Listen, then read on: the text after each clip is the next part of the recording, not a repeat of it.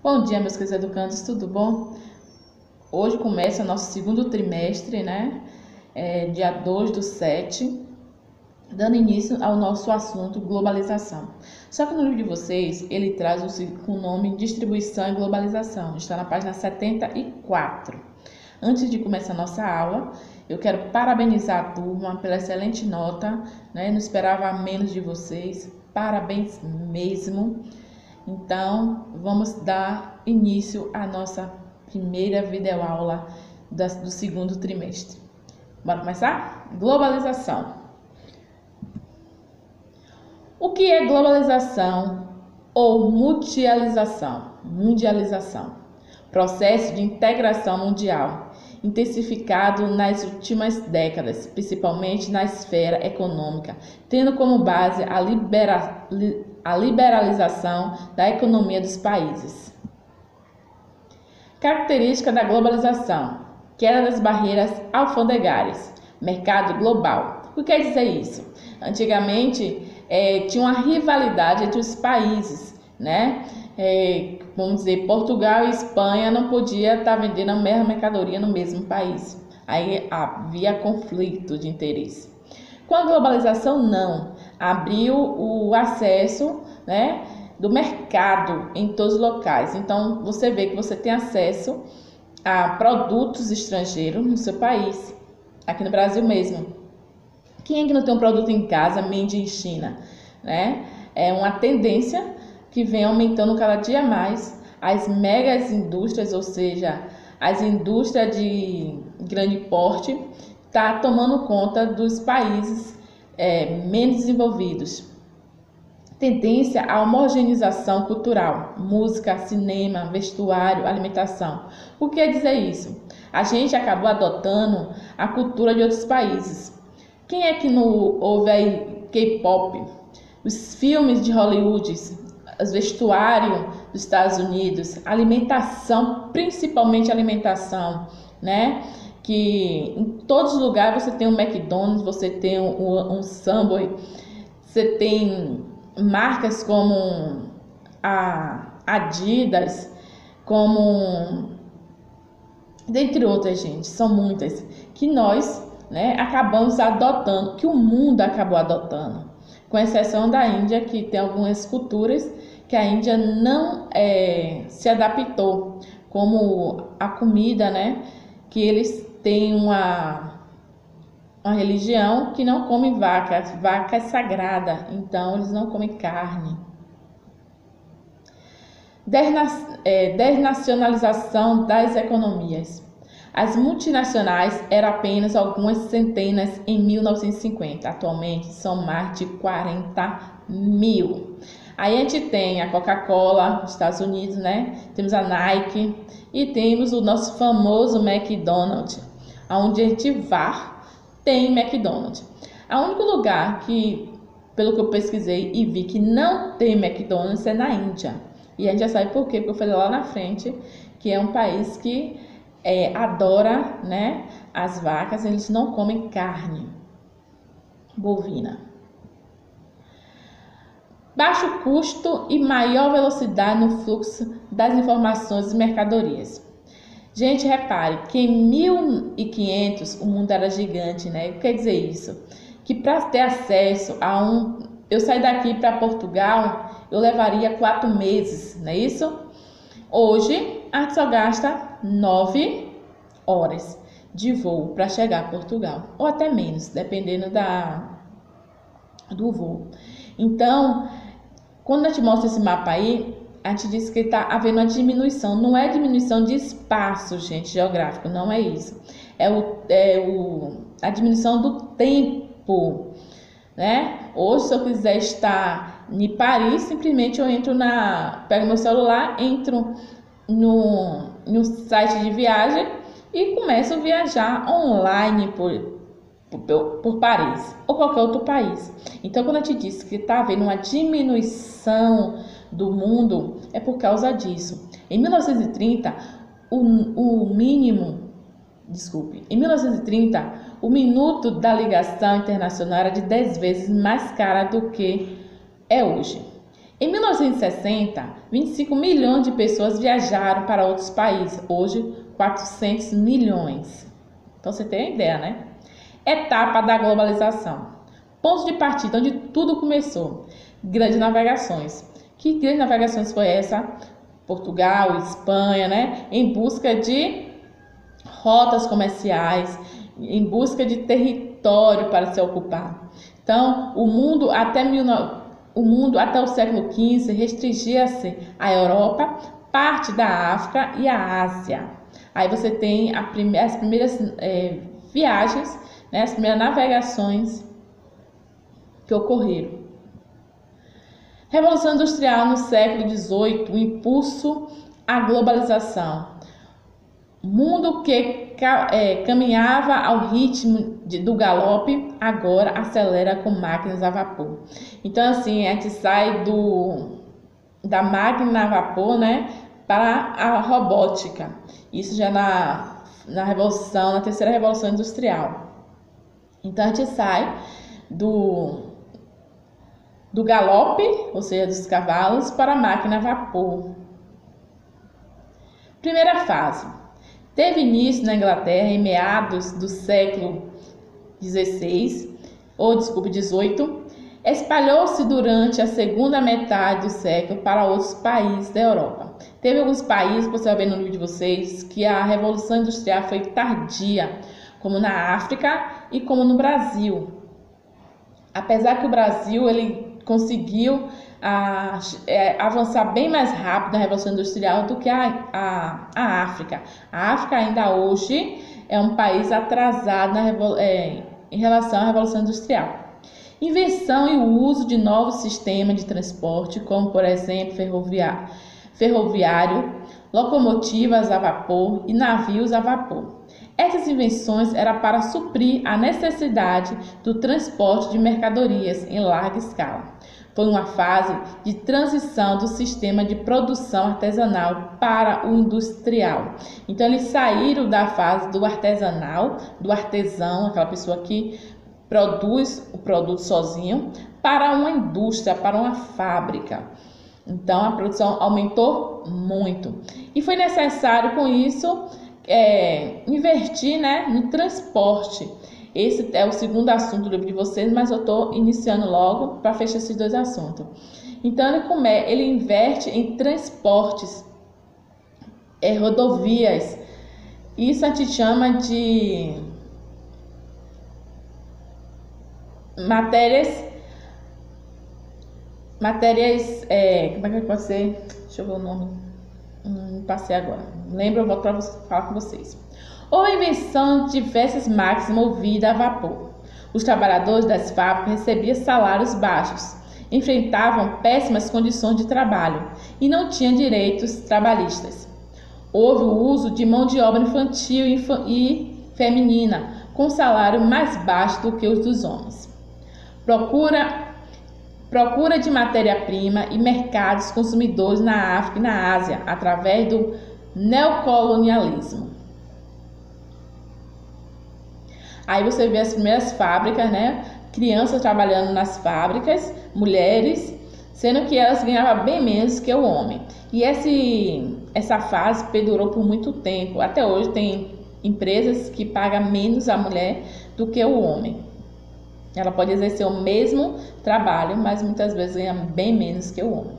Na segunda fase, né, a segunda fase da Revolução Industrial, teve início nos Estados Unidos no início do século XIX e começou no século XX. A criação e o uso de novas tecnologias como, por exemplo, veículos automotores e aviões, carros, autocarros e etc. Houve também um significativo aperfeiçoamento nas tecnologias usadas nas máquinas industriais que se tornaram mais eficientes. Aí você vê os carros, né, que surgiram na segunda revolução industrial. Esse carro aí ainda era movido a... Como é que eu posso dizer? Esses carros aí começaram a ser usados combustível, porque antes era manivela. Ainda tem alguns aí que é a manivela. Sistema de produção mais eficientes, resultado em maior produtividade, com redução de custo, como, por exemplo, o Fordismo, o uso de petróleo e energia elétrica como fonte de energia principais. Na primeira Revolução Industrial, a fonte de energia era o carvão natural. E hoje, aí na segunda fase, passa a ser o petróleo e a energia elétrica. O Fordismo, quando a gente fala Fordismo, é a produção em grande escala de carros da Ford. Foi ele que trouxe Ele diminuiu o valor dos carros para que todos pudessem ter acesso e com isso a produção aumentou bem mais. Avanços na área de telecomunicações, como por exemplo telefone e rádios. Lembra que a gente escrevia cartas, telegrama, eu acho que era isso. E hoje a gente pode, na segunda Revolução Industrial, a gente usava o telefone e o rádio, mas nem todo mundo tinha acesso, gente. Já na terceira fase, que é a fase atual, liderada também pelos Estados Unidos, teve início com o final da Segunda Guerra Mundial, meados do século XX. É a fase que vivemos até a atualidade. Introdução do uso de novas fontes de energia, como por exemplo a nuclear. Desenvolvimento e início do uso da informática, principalmente por parte de empresas e governos. Posteriormente, para todas as pessoas. Todas as pessoas, não. Porque sabemos que tem gente que não tem acesso à internet. Ainda em pleno 2020, ainda tem gente que passa necessidade, passa fome. Imagine acesso à informática, acesso à internet, à tecnologia. Isso é uma brincadeira. Melhorias nas condições de trabalho, com ampliação dos direitos trabalhistas. Fortalecimento do sistema capitalista, crescimento econômico do Japão e da Alemanha, que passam a figurar como potências econômicas na segunda metade do século XX. Desenvolvimento da genética e da biotecnologia, oferecendo novos recursos para áreas médicas e fortalecendo a indústria de medicamentos. Desenvolvimento da globalização, principalmente após o fim da Guerra Fria, que trouxe um novo cenário nas relações econômicas e formas de produção. Aí você tem algum exemplo da biologia, da engenharia química, os avanços que tiveram. Teve até sobre a clonagem de uma ovelha e assim por diante, para produzir mais produtos de qualidade. E com isso também trazendo doença, gente? A gente sabe que esses produtos que são embutidos nos nossos alimentos acabam mais tarde surgindo doenças. No final do século XX, começo do século XXI, temos o desenvolvimento da internet, que alavancou o mundo do comércio e das finanças. Início a partir da década de 70 das preocupações com o meio ambiente, aquecimento global, efeito estufa, desmatamento, extinção de espécies animais, buraco na camada de ozônio e etc. Grande parte desses problemas ambientais foram causados pela Revolução Industrial desde sua primeira fase. Aumento da importância no cenário econômico global dos países emergentes, China, Rússia, Brasil e Índia.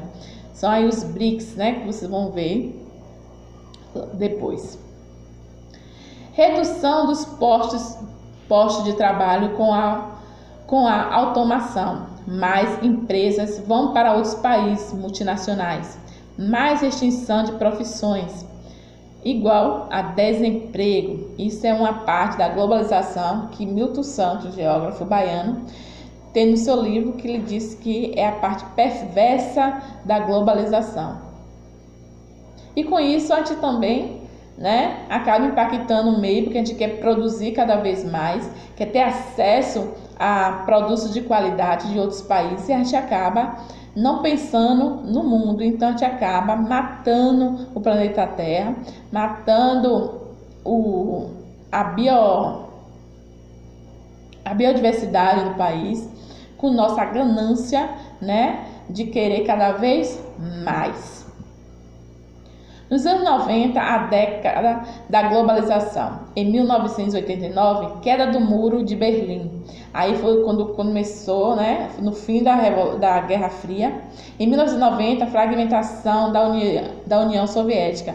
A União Soviética, ela deixa de existir e surge aí 15 países. Dentro dele, um dos maiores é a Rússia. A globalização mostra a sua cara. Então, vamos ver a parte ruim da globalização. Aldeia global. Quando a gente fala aldeia, a gente pensa aldeia de índio, né? Quando a gente fala aldeia global, é a conexão do mundo, do globo.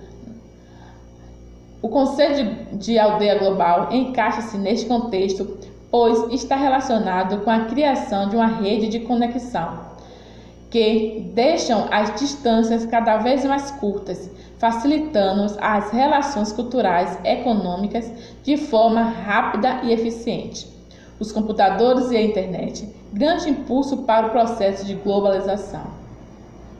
A globalização está associada a uma aceleração do tempo.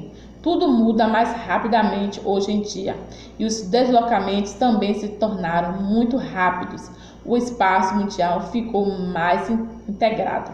Não há economia globalizada sem telecomunicações, sem computadores, sem satélite e sem transporte aéreo de massa. O novo mundo global está a desenvolver muito rapidamente, ultrapassando fronteiras. Tem quem diga, já tem, né, o 5G. A gente tem o 4G e tem o 5G, que diz que é bem mais rápido. A gente para baixar um filme, a gente leva o quê? De 15 a 20 minutos para baixar. Com o 5G, em 2 segundos você consegue baixar, para você ter ideia, né? E como estamos avançando rapidamente, as coisas acontecendo muito rápido. Hoje em dia a gente compra um celular, hoje, daqui a um mês já tem outro melhor do que aquele que a gente comprou. E isso vai fazendo que o nosso produto fique desvalorizado no mercado. Não tem como a gente vender, ou a gente comprar outro, ou a gente vai ter que se contentar com aquele que já está ultrapassado. Algumas das principais características da globalização: mundialização da economia, fragmentação das atividades produtivas nos diferentes territórios e continentes, desconcentralização do aparelho estatal, expansão de um direito paralelo ao Estado, internacionalização do Estado e desterritorialização e reorganização do espaço de produção. Ou seja, antigamente o Estado ele ficava com todo o peso, né? Com toda a liderança do Estado. Com a globalização, não. Ele passa a ser governado, vamos dizer assim, pela ONU. Então, a ONU tem secretarias de educação, de saúde e assim vai. Então, a gente meio que deixa um pouquinho de estar governando o Estado sozinho para dividir esse trabalho com a ONU. Aí você vê todo mundo interligado com o mundo, né? Mas essa interligação, gente, não é igualitária para todos. Nem todos têm acesso à internet, nem todos têm acesso a computadores e a telefones celulares. Vantagem da internet. Tá pequenininho aí porque eu não consegui botar maior, gente, para caber tudo, mas acho que dá para vocês enxergarem. De fácil acesso a qualquer ponto do planeta, desenvolvimento da ciência e da tecnologia, divulgação de descobertas e trocas de informações importantes a nível científico, de fácil utilização, divulgação de notícias e acontecimentos importantes para a humanidade. Temos aí, né, o Covid, que aconteceu lá na China e a gente soube rapidamente. Alertas e pedidos de ajuda internacionais, aprendizagem, fácil acesso à cultura, disponibilidade de todo o tipo de informação. E a gente tem aqui, a gente está usando, né, ao nosso favor a internet com as nossas videoaulas por causa da pandemia. Desvantagem da internet: má utilização das informações, utilização do desenvolvimento,